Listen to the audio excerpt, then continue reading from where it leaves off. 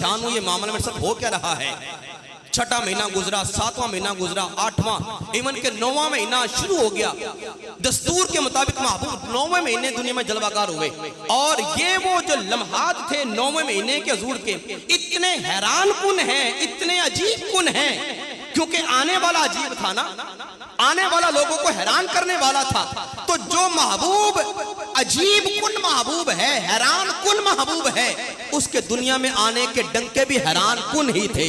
सैयदा आमिना फरमाती है कि जिस ऐन लम्हे मेरे महबूब की विलादत का वक्त शुरू हुआ ना, मुझे वो हल्का सा दर्द महसूस हुआ जिस तरह बच्चे की पिलाज पे होता है। फरमाती इत्तिफाक ऐसा हुआ कि रात का वक्त था, तो मैं अपने घर में मौजूद हूँ, मेरे ससुर अब्दुल मुत्तलिब भी घर में नहीं है, और दीगर खवातीन जो मेरी जिठानियां या दिरानियां थी वो भी अपने अपने में घरों में थी, लेकिन मैं अपने घर में अकेली।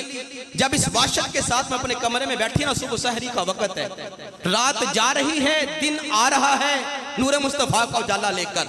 तो फरमाती है कि ऐन उस लम्हे जब थोड़ी सी परेशानी हुई ना मुझे, तो मैंने देखा अलमारी से, खिड़की से, रोशनदान से एक बादल का हजूला सा मेरे कमरे के अंदर दाखिल हुआ। वो हजूला देखते ही देखते एक इंसान की शक्ल इख्तियार कर गया। वो असल में रब का भेजा हुआ फरिश्ता जिब्रील था। वो फरिश्ता था, उसके हाथ में एक कूजा है, एक प्याला है पानी का। वो उड़ते हुए परिंदे की शक्ल इख्तियार कर गया। उसने मेरे सीने के ऊपर, मेरे दिल के करीब अपना पर इस तरह फड़फड़ा के मारा।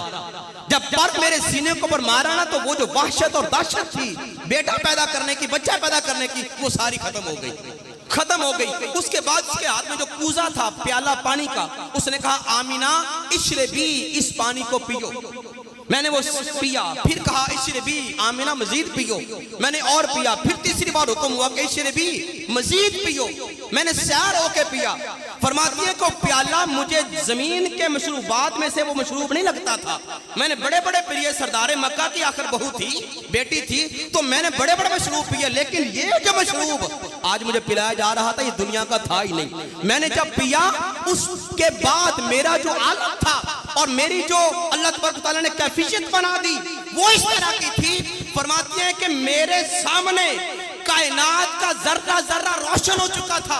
मैं मक्का में बैठकर बसरा के मोहल्लात भी देख रही थी। ये सारे पर्दे जो सुरुए जमीन के ऊपर हैं, एक प्याला पीने की वजह से खालिक ने पर्दे मेरे सामने से हटा दिए थे। नाराए तकबीर, दोनों हाथ बुलंद करके सरकार की आमद आमद है। नाराए रिसालत, नाराए हैदरी, अज़मत व शान मुस्तफा, महफिले मिलादे मुस्तफा। वो सारे पर्दे जो दुनियादारी के हैं, जो रुकावटें हैं, ये दीवारें बनती रुकावट हमारे सामने, ये पहाड़, ये दरख्त हमारे सामने रुकावटें बन जाते हैं। सैयदा आमिना फरमाती हैं अभी मैं नबी की माँ नहीं बनी। ये देखे प्रोटोकॉल कितना दिया जा रहा है। अभी माँ बनने के अंदर 2 लम्हे पड़े हैं, माँ बनी नहीं है, सिर्फ 2-4 लम्हे पहले की बात है।